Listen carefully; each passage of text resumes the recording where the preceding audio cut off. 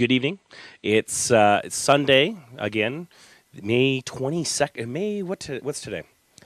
The 19th today, actually. You're going to notice something slightly different this evening. As you can hear, my voice is a bit probably cracky to you, just catching over a cold, as well as a bit tinny because I'm using this. So I do apologize for that. The other thing is the background around me, obviously with the birds singing in the background. Not really my usual desk, as you see. I'm back visiting family for the weekend. It was my father's birthday yesterday, and my birthday is tomorrow. And we've decided to do the thing here. So the bandwidth capabilities here in rural Ontario aren't quite what they are in Toronto. Bell Canada can... Okay, I can't really say that on this stream because I'm trying to keep it clean. But let's just say he is paying around $70 a month, $70 to $75 a month for less than 5 megabit down and a 0.5 megabit up, which is absolutely atrocious. So if anybody of you out there that know Bell or whatnot, please just hit them for me. So, yes, a bit of a different thing today. As you see, our topics on the right-hand side, the Google I/O. We have a special guest with us today as well, who I'll introduce in a moment, who will be talking about web and education, as well as a lot of us will be asking questions to you and what you think. We have a new winner, obviously being week 3 of May. We have a giveaway to give to somebody this week. Preparations as well for the 22nd, which is this coming Wednesday, our event for this week, as well as a question that I want to pose to all of you to hopefully get you guys to make comments down below and open up discussion. So without further ado, I'd like to really open it up and say, first and foremost, Google I/O. Did you watch it? Were you peeled to a screen, or did you watch any of the streams that were available? The keynote stream, any of the sessions afterwards? There were a slew of things that were all streamed online. In fact, the majority of their events were mostly streamed online for Google ones. One of the ones that I really wanted to highlight and say, if you haven't seen any, and yes, we're going to be eaten alive out here because the mosquitoes are huge this year. If you hadn't seen any this year, there's one that I think you need to see, which is actually called Day 1 Chrome Sessions. For anybody that's a web developer or doing a lot of web testing, or, yes, thank you. If you do see one, you're more than welcome to hit me. If you do see one, thank you. It's called Google I/O 2013 Day 1 Chrome Session. So this is actually one of the ones that they did on the first day after the keynote. So if you had stayed for that 3.5 hour, almost 4 hour keynote and then had to be getting back to work, I strongly recommend that. The problem is that the video itself is about 6 hours long because they just put one long video up there and they haven't broke this one down. And the other problem with it is that it won't play at anything except for 240p, I think it is, or 280p, which is the lowest resolution possible on YouTube. So although I do recommend it, I don't recommend the whole video. I recommend that you jump to 2 hours and 20 minutes in to get started. What that is the new technology that they're putting into Google Chrome and in web technologies, all the future stuff. So go take a look. 2 hours and 20 minutes and 20 seconds into Day 1 Chrome settings. I'll have a link down below in the doobly-doo for you guys to click on. Hopefully I'll be able to actually get it to force it to that location, but the resolution you may need to change to the lowest resolution. Sorry about that, but that's just something that Google's done. So, on to the next thing. Wanted to introduce somebody who I'm going to say has been bit of an inspiration of wanting to get out of the house when I was younger.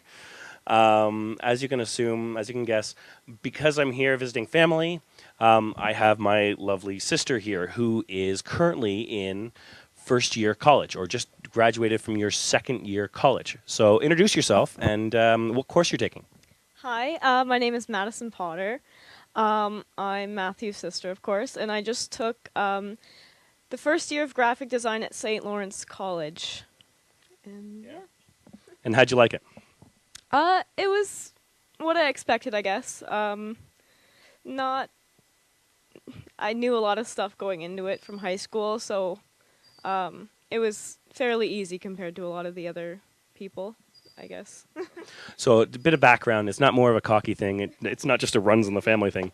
The family has been very, very long in graphic design and communication design.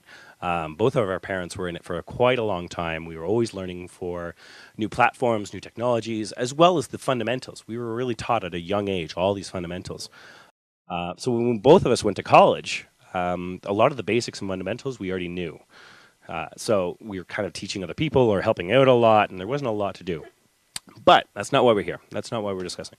What we're discussing is web in schools, right? So at the moment, from my knowledge, web technologies aren't taught in public schools because there's so many other fundamentals to do.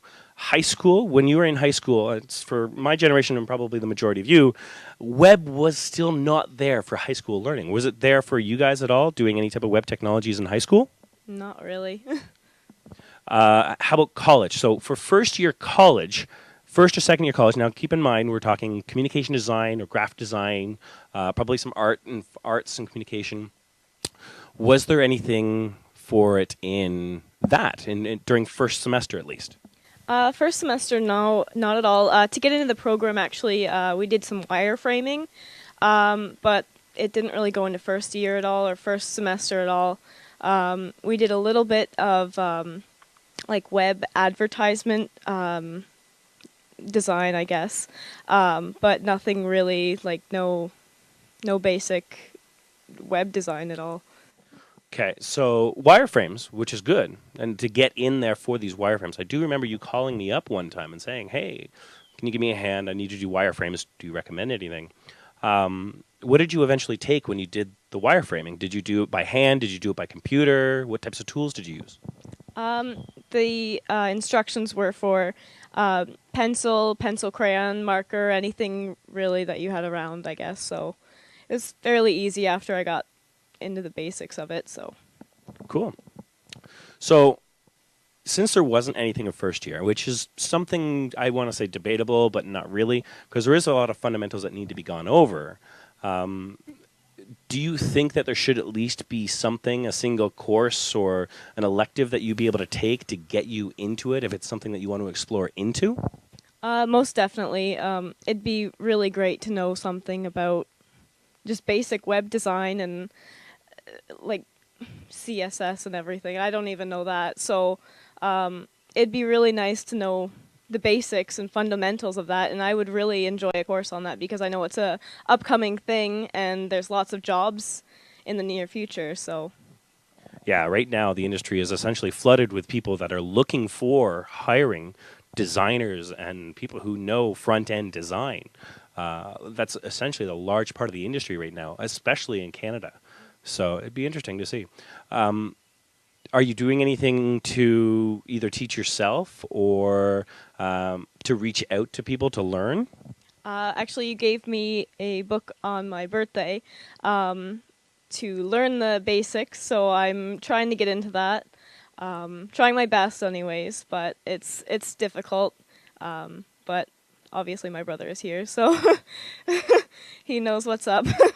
Yeah, the book, by the way, if anybody is questioning or anybody's wondering, it's the same book if you've heard any of my past podcasts and VODs to the one I'm always recommending. So it was one of the things that, because I bought that giant box, that one of them I ended up giving to my sister here. So thank you for that. Now, one last question, at least on this topic. What is it that you find, or do you think that having an online portfolio, even as a first-year student, would be valuable? Obviously, yeah. It's hard to keep all of the papers and everything together, and it's hard to showcase your work when it's just on a laptop and you're changing it with USB sticks to another computer and bringing it here to show it to other people. But I'd really like something to showcase online so that I can show potential clients or just anybody really my stuff, which is I don't have to carry around a huge portfolio to do so. Yeah. Well, that makes complete sense, having it so that you can transport it around or send people to even, right? That would be absolutely invaluable for any type of student at any level, for sure. Cool.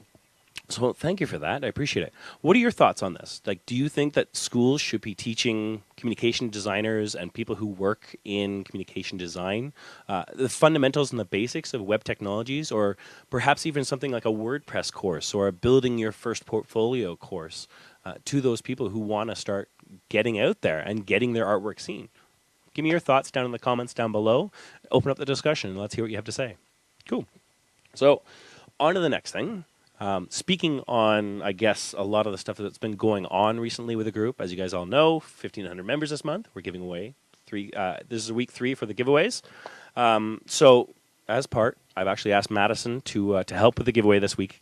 So, without further ado, I'd like to give it to her to announce who the winner actually is this week. So, drum roll, please, from our background audience. Drum roll of some form. Very sad and pitiful drum roll from our audience in the back, our live in deck audience, and mosquitoes everywhere. Who is it that's the winner? Annie Burns. So Annie Burns was selected from, or randomly chosen, randomly generated from the Google Plus followers, those people who had gone in and put us into their circles on Google Plus. Next week's giveaway will be either one of 2 lists. It'll either be the YouTube subscribers or the newsletter subscribers. So one of those 2 lists will be next week's prize. What it is, I will be announcing later on this week, more than likely on Wednesday at the event. Cool. So congratulations to Annie Burns, and please, if you're watching this, reach out to me. I will see if I can reach out to you by the end of the week, if you haven't already gotten back to me. So on that, May 22nd is fast approaching.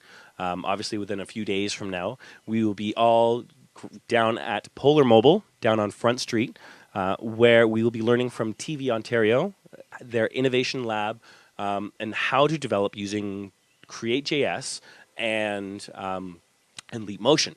Now, anybody who follows the stream, or at least the newsletter, is likely now aware, as well as if you've been paying attention to some of the emails, that we have 2 Leap Motion developer kits to give to 2 people or 2 groups or companies or whatever who come up with the best idea for an application using Leap Motion. So there was a few ideas thrown out there by the team down in San Francisco at Leap to say, hey, we would encourage this type of technology or this type of topic.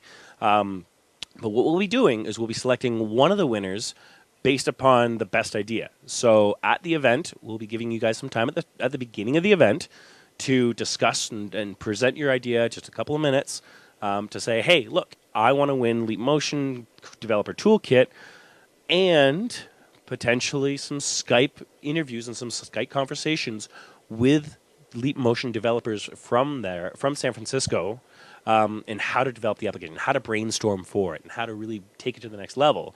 And then so we'll be doing that. Either Leap Motion will be deciding it, or TVO will be deciding it at the end of the event, or as well as we have one more that will be a audience member participation giveaway. So you'll be able to send out the link to the URL or to tweet out to your friends and colleagues to vote for you to be the person who's able to get one of the developer kits.